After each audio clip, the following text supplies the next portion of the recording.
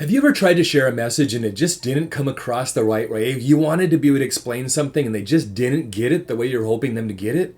Well, one of the ways we could be able to resolve this issue is to check for understanding. It's to inquire to see if they really understood.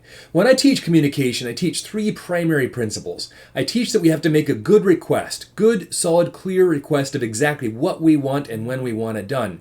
I teach that we need an explanation. We can't ask people to do things unless we're willing to explain why it is important to do it or why it needs to be done in that way. And the third step, the step that a lot of leaders miss, is inquiry. Have we inquired to find out if they truly understood our message? Now, I've been teaching this for quite some time, and as I've been doing so, I've found a few signs that I think really prove my point in regards to communication. Allow me to share some of these with you. I know the intention here is that they want people to come and give blood, but honestly, when I read this, I read it and it says to me, don't save a life, be afraid to give blood. Again, not the message they're trying to get over. Here's another one. This one took me a little while to really understand. It was located in a dorm room or a dorm area for college kids. And oh man, I really struggled to really understand what this one meant. But after some thorough reading, I finally got it. Attention, and then go across to students, and then go down back to the first part of it. You are not, and then go over to the side, allowed to take, and then go down to the bottom corner, our trolleys, and then over to help you move. Again, it took a little while for me to understand that one. People really sincerely trying to communicate, but their message is not getting across. Here's two more just for fun for you. This one right here, again, I know their intention wasn't really necessarily this, or maybe it was. Maybe it's good marketing, but when you read the message, like, whoa, wait a minute, that's not what you should be trying to portray. And this final one, this one right here, this one really saddens my heart because just the way that people are receiving this isn't quite right. Extremely slow children playing. I know they didn't mean extremely slow children. In fact, you could even look closely there and they've written in and it says drive extremely slow and then a little line across because communication didn't come across clearly. No matter how good of a communicator you are, your message might not necessarily get across the way you want it to. So you have to follow this third step of communication of inquiring, asking to find out, hey, did they really understand what you wanted them to understand? Now, you may already do this, like a lot of other leaders that I work with, but it might not be as effective as you want it to be. You see, most leaders I work with, they do ask some questions afterwards. They'll teach, they'll instruct, they'll give some guidelines or some instructions on tasks, and then they ask a question like, hey, does anyone have any questions? Or do you have any questions? And then there's crickets. Nobody responds.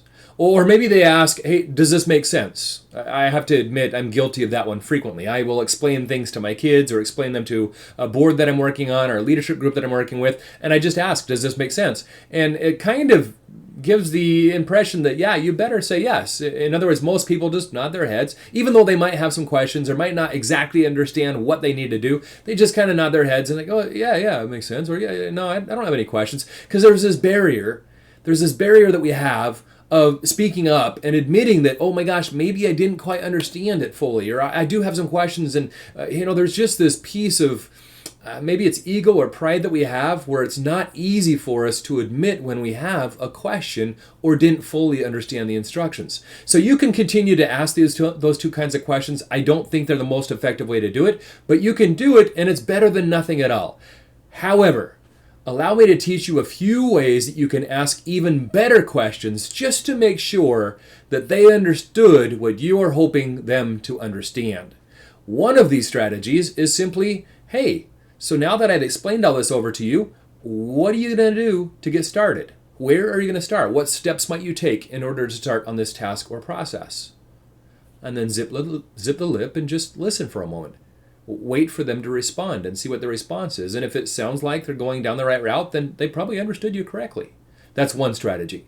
Another one is, I tend to bring this back onto myself. I'll say something like, hey, I'm not always the best communicator. Sometimes people don't completely understand what I say. Sometimes I slur my words or I talk too fast. I just want to make sure that I communicated clearly. Would you mind just repeating back to me what you heard just to make sure that I communicated it clearly to you? You see, I take the blame on myself. I put all responsibility on myself, making sure that my communication is clear. Maybe they were distracted. Maybe they weren't listening. I don't have full control over that. But what I do have control over is seeing if they understood. And if they didn't, sure, I'll take the blame, and then we can restate it or reframe it or reteach it in some way so they can fully understand. Another great strategy that I like to use is a pretty simple question. Hey, so when you get done, how do you know you did a good job? That is, when you're completed with this process or this task that I've asked you to do, how do you know that you're finished? What does success look like? Paint success for me on this. And then again, just listen and see how they respond. And if they tend to seem like it's going the right way, that they understood you, then great, give them your blessing and have them go on to the task. If they're not quite painting the picture, or they seem a little confused, or they can't articulate it very well, you may need to do some reteaching or re-explanation to ensure that your communication was clear.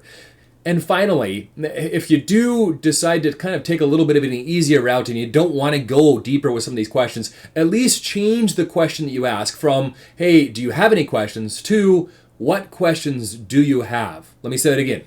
Instead of asking, does anybody have any questions? Does anybody have any questions?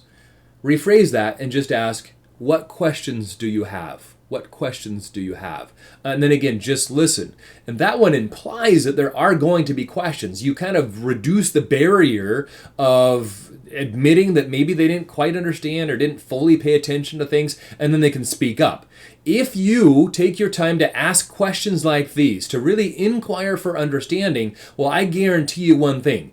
Your communication is going to go a lot higher. You're going to become a much clearer communicator because you'll be able to understand if your message truly got across to your employee, your spouse, your child, your coworker, or whomever it is you're trying to get the communication to.